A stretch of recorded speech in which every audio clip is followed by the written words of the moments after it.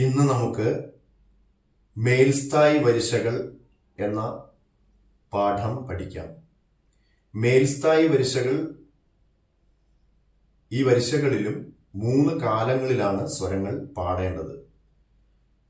ഒരടിക്ക് ഒരു സ്വരം ഒന്നാം കാലം, ഒരടിക്ക് 2 സ്വരങ്ങൾ രണ്ടാം കാലം, ഒരടിക്ക് 4 സ്വരങ്ങൾ മൂന്നാം കാലം. ഈ വരിശയ്ക്കുള്ള പ്രത്യേകത എന്ന് പറയുന്നത് താഴത്തെ ഋഷഭം മുതൽ ഗാന്ധാരം, മധ്യമം, പഞ്ചമം താഴെ പാടുന്നത് പോലെ തന്നെ മുകളിലും ഋഷഭം, ഗാന്ധാരം, മധ്യമം, പഞ്ചമം എന്നീ സ്വരങ്ങൾ പാടുന്ന, ഉച്ചസ്ഥായിലേക്ക് പാടുന്ന ഒരു രീതിയാണ് ഈ മേൽസ്ഥായി വരിശയിലുള്ളത്. ഇതിനെ തന്നെ താരസ്ഥായി എന്നും പറയുന്നു.